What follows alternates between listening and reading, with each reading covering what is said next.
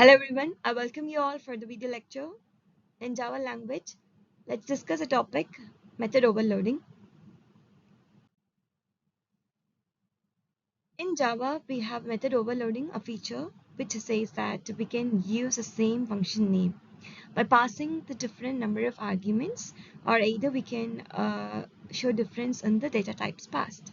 Yes, and it is not associated with the written types of the method, so we only consider the number of arguments that we pass that should be different, and we can either make difference and passing the data types differently. Yes, so let's explore that with the simple programs in the upcoming slides.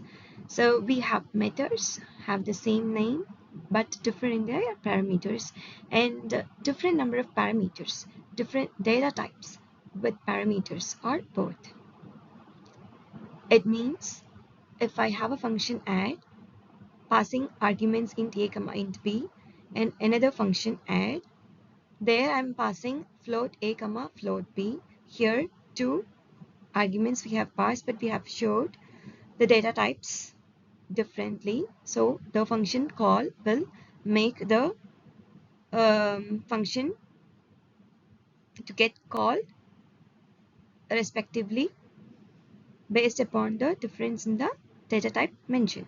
But if I'm suppose making the number of arguments passed differently, for example, in the first function I'm having int a, and in the second function I'm having int a comma float b. Here I have two different arguments passed, and I'm also having difference in the data type, so that can be. And then these methods are called overloaded methods, and this feature is called method overloading. So we have examples. So function func, it accepts differently. The arguments are different. Yes, first one it accepts no arguments, and then the second it accepts integer value int a, and the third double a. A double a, here we have the same number of arguments int a, double a, same number of arguments, but we have showed the difference in the data type passed, so it will treat the two functions differently. Yes, and then int a comma float b. So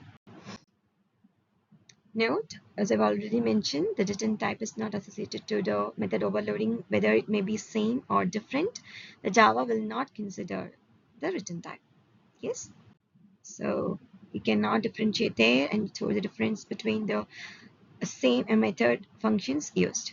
Yes, you have to pass the different number of arguments differently, and also the data types that you are using should be different if we have the same number of arguments passed. Yes, so why method overloading? Method overloading, why we are doing that in the programming languages is, suppose you imagine you need 20 functions, but the number of arguments passed is different for different functions. Then we need to create 15 functions if there is no method overloading feature. But uh, we have that concept, so we can use the same function name, so it increases the readability of the program, and maintaining it, everything in the program is easy. So we can use this method overloading function, yes, by passing the different number of arguments but using the same function name. Yes, yes.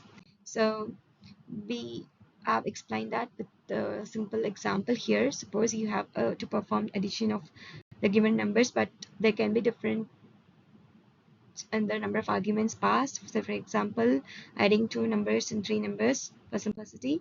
Yes, we need to create then some two number one function passing with the two arguments int comma int, and some three number with arguments int comma int comma int. Yes, so rather we have the method overloading concept, so why may not use that?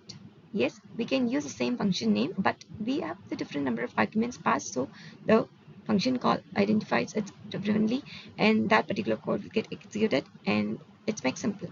So here in this function, yes, we have everything the arguments passed is different, and then we have int a, double a, in that we have the data types passed is different, so it treats differently.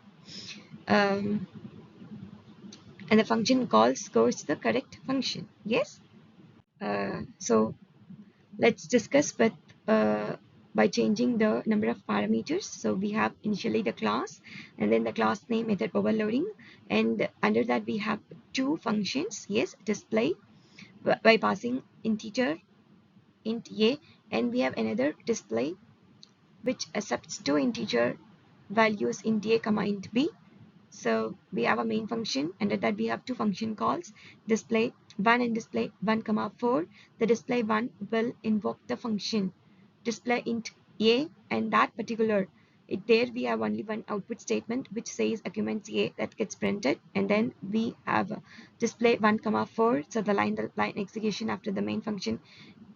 Yes, the compiler will start its execution from the main function. So after that it comes to the display one function, which will call the display int a, and then the output statement says that arguments a that gets executed first, so it had to print that, so that prints that, and then the line of execution comes to the display 1 comma 4, and then the function call uh, is now here is display int a comma int b, which will execute that particular code of a block here only one statement which says arguments a and b.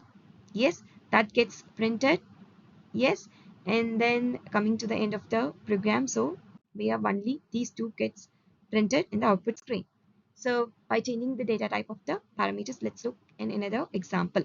So here we have a class method overloading. Yes, class name, and then we have two function definitions. For the first one is display int a, and then the second one is display string a.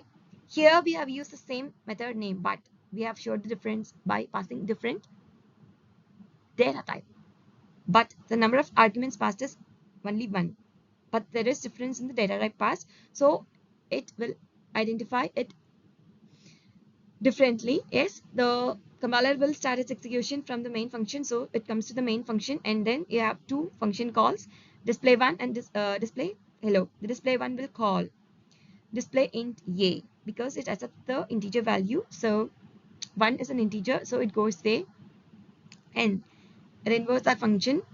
Here we have only one statement to get executed, that is system.out.println, which will print that line in the output screen, that is got integer data.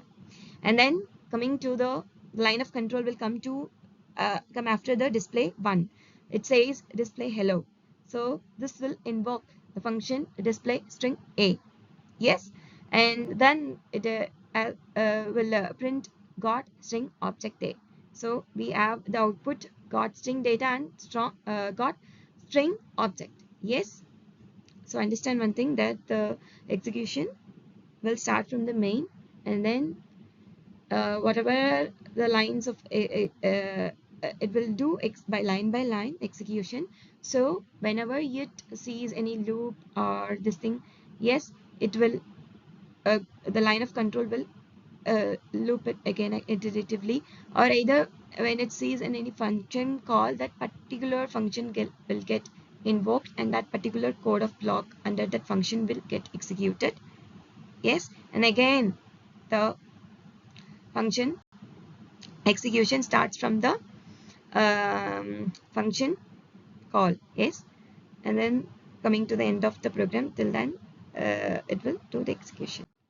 So important points to get noted is here is the function, that is the method name can be same for any number of methods in the same class, but different number of arguments needs to be passed, and also you can show difference in the data types used, and you are passing as arguments should be different. Yes,